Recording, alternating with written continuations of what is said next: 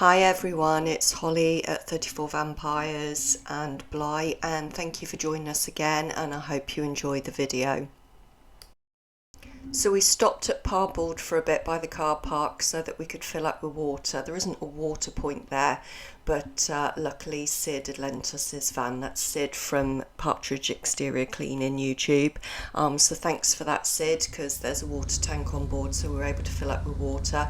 And then we headed off again towards Appley Bridge. We're not going all the way up today. We're just going to go part the way up and find somewhere to moor and rest up for a few days.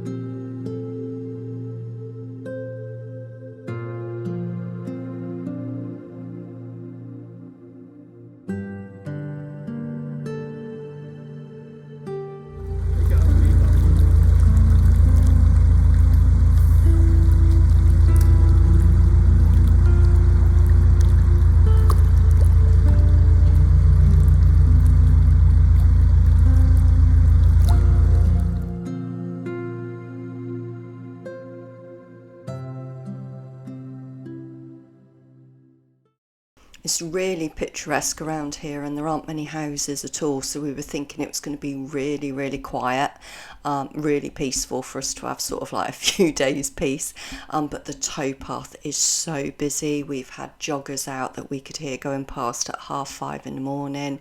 We had some young lads that were fishing right in front of the boat until about 10:30 last night. So although there don't seem to be many houses about at all where we've been moored, it's been really busy. That the towpath just hasn't stopped.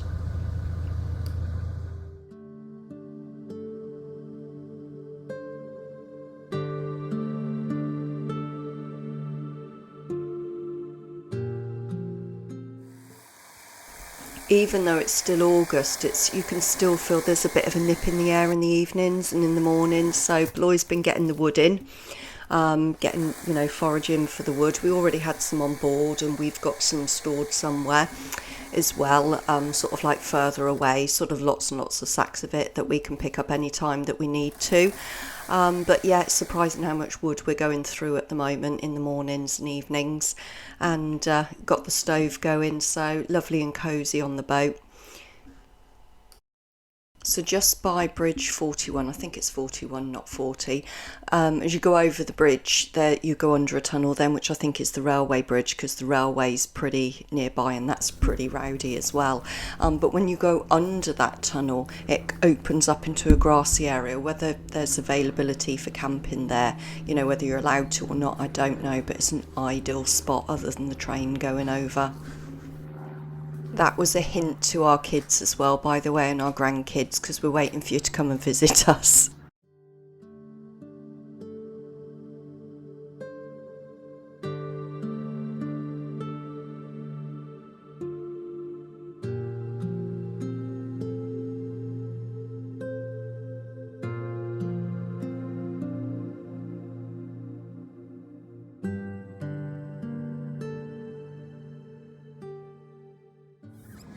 The towpath's really dusty, so we thought we'd try a recommended product called Rain-X on the solar panels to see if it made them easier to wash off, but it doesn't seem to have made much of a difference, but thought it worth a go. I don't know if you can hear that noise in the background, but oh my god, there's more people coming down the towpath. They're not stopping.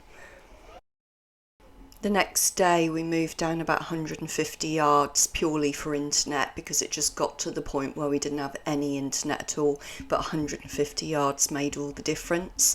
We're presently on a SIM that the electrician recommended, which is a prepaid business one that's paid for right through until January.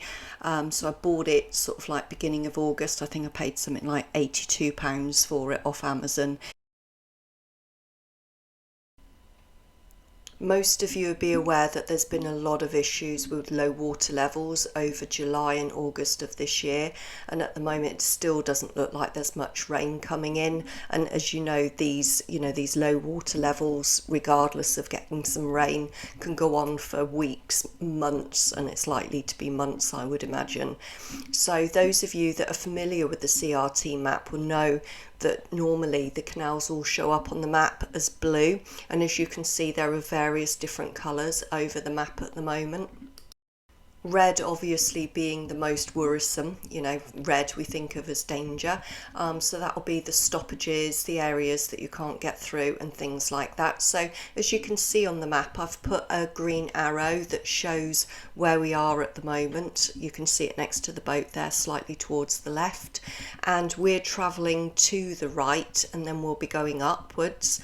So as you can see, we're not far off hitting the red now, so we're a little bit undecided what to do because there isn't really any other direction that we need to go in or that we want to go in, although there is word at the moment that CRT anytime now will actually be putting out a notice to explain that they're going to be quite lenient on the 14-day moorings so that people that need to stay longer can, because obviously people are getting stranded all over the place at the moment.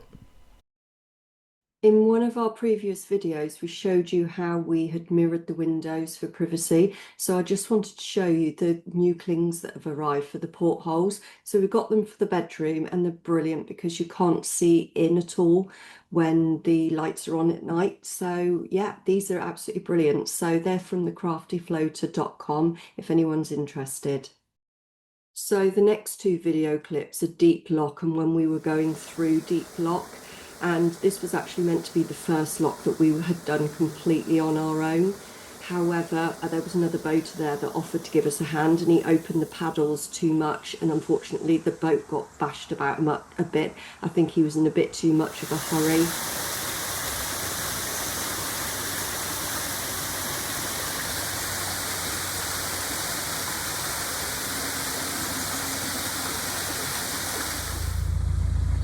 Cheers, buddy. Thanks for all your help, mate. It's alright now, beautiful boat.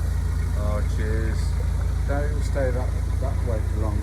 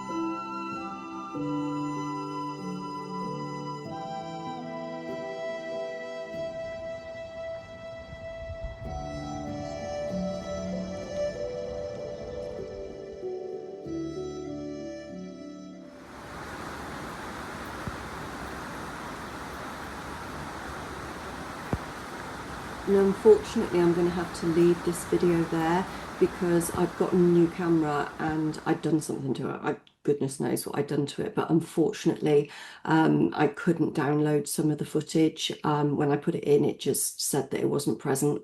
So yeah, I've worked it out since, but that footage is gone now because it's been deleted. So I'm sorry that I couldn't finish this video, but the next one will be out very, very soon. So please do keep watching and take care.